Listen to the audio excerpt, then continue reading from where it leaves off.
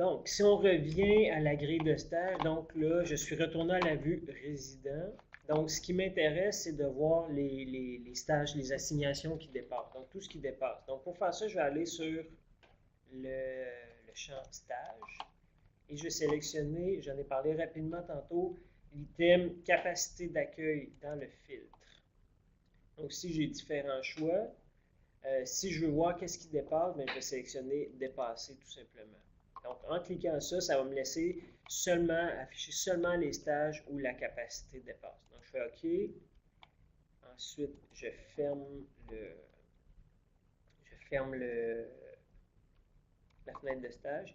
Et ce que ça me laisse, c'est, là, je suis encore dans la vue résident, donc j'ai pour chaque résident, quelle assignation dépasse. Donc, je sais que le Bernard Collomb, en P5, ce stage-là, il y a un dépassement de capacité. Okay? Ensuite, ben là, je peux ouvrir le stage pour aller voir les informations sur les capacités, voir dans l'onglet ici qu'est-ce qui dépasse. OK? Une chose qui est importante à comprendre, c'est que les assignations qui vont avoir des raisons et des personnes qui ont autorisé, c'est seulement les assignations à partir desquelles la capacité a dépassé. Donc, comme moi, la capacité était 5, les 5 premières assignations, il n'y a aucune information dans cet onglet-là. Mais à partir de la 6e, là, il va y avoir des informations qui vont être rentrées. Donc, il y a juste celle-là qui va avoir une information. Donc, tous ces stages-là dépassent.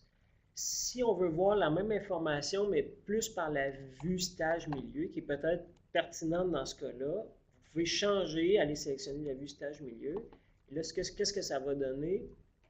C'est que pour chaque milieu où il y a des dépassements, on va tout voir. Donc, dans ce cas-là, je pense que cette vue-là est peut-être plus pertinente que la vue résident parce qu'elle permet de voir que pour le stage, ça c'est le stage où j'ai fait le dépassement, l'exemple tantôt, là, le stage de transplantation en chirurgie générale, au CHUM Métis, ben là, j'ai toutes les assignations et je vois ici qu'il y a ces 6 résidents-là qui sont assignés. Donc, c'est la même information que dans l'autre vue, mais vraiment présentée pour le stage. Donc, je les ai toutes en colonne ici. Tous ces résidents-là font ce stage-là et ça dépasse. Et ici, j'ai la même chose pour ce stage-là où en P2, P4, on a des dépassements. Donc, il y a moyen d'avoir un coup d'œil rapide en utilisant un filtre sur la capacité d'accueil pour voir est-ce que j'ai des dépassements? Si oui, quel milieu, quelle période. Donc, on peut savoir quand même assez rapidement dans un processus de validation, là, à chaque moment, est-ce qu'il y a des dépassements présentement dans la grille de capacité. Donc, ça, c'est pour les filtres. Donc, je vais revenir sur l'assignation de stage sans milieu. Il y a des questions en lien avec les capacités d'accueil. On nous demande est-ce que c'est les secrétaires de programme qui doivent aller indiquer les capacités d'accueil. Oui, ça appartient au programme. Maintenant, toute l'inscription des capacités d'accueil et même des capacités spécifiques dans plusieurs cas, on en voit. Mais ça doit se faire en partenariat avec les milieux qui connaissent parfois le détail là, de certaines capacités spécifiques. Est-ce qu'il y a des changements au niveau des capacités d'accueil? En fait, les capacités d'accueil, ça ne sera pas long, Monique, je vais revenir à ta question après. Les capacités d'accueil, c'est vraiment un processus annuel. Là ça s'est fait à l'automne. Là, bientôt, on va aller bloquer les capacités d'accueil parce qu'on ne voudra pas qu'elles bougent pendant que vous êtes en train de faire les horaires. C'est sûr que là, cette année, c'est une première fois qu'on fonctionne avec des capacités spécifiques. Donc, vous aurez probablement, là, les gens commencent à mieux comprendre à quoi ça sert, comment ça va être utilisé. On est bien conscient de tout ça. Ça ne sera pas parfait cette année.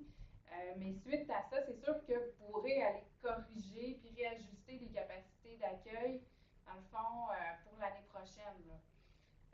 En cours d'année, on ne voudra pas jouer avec les capacités d'accueil.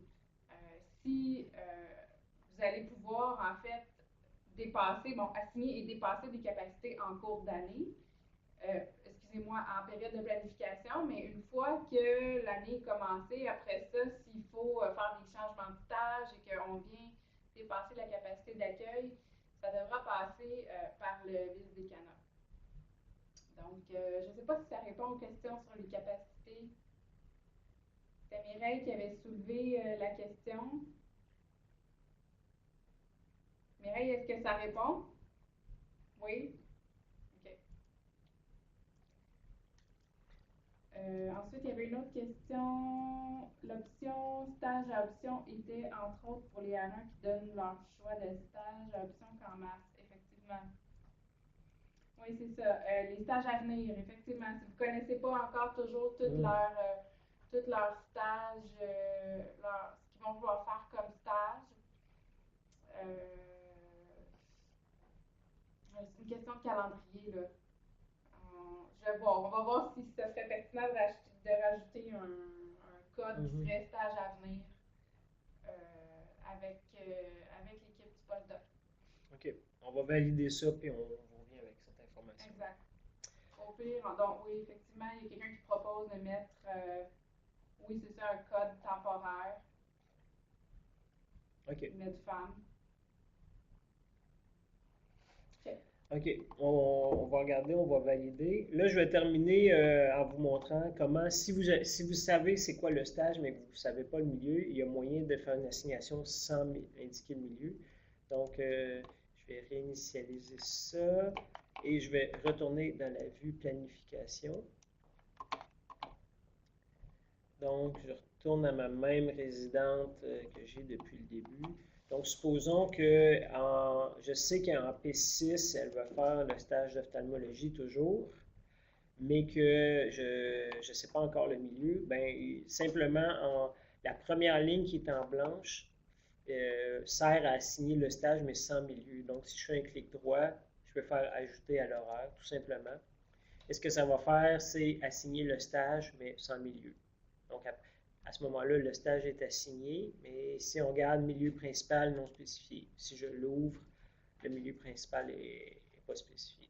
Donc, ça peut être une voie pour contourner, là. Ça ne règle pas le cas si on ne connaît pas le stage encore, évidemment. Mais si vous savez le stage et que vous ne connaissez pas le milieu encore, ben, ça, c'est une façon de le faire en allant sélectionner une case vide dans la grille de capacité et en assignant. Donc, ça complète la formation. Je ne sais pas s'il y a encore des questions.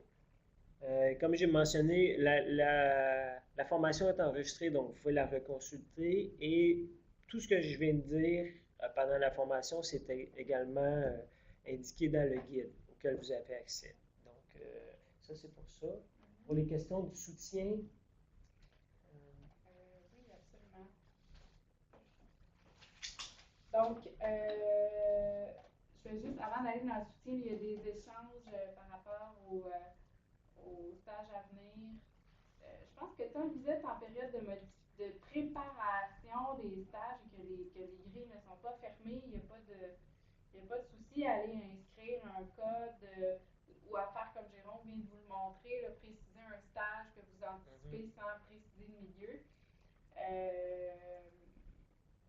Mais c'est sûr qu'une fois que la date limite est passée, là, le processus de demande de changement de stage va se, en fait, est enclenché. On va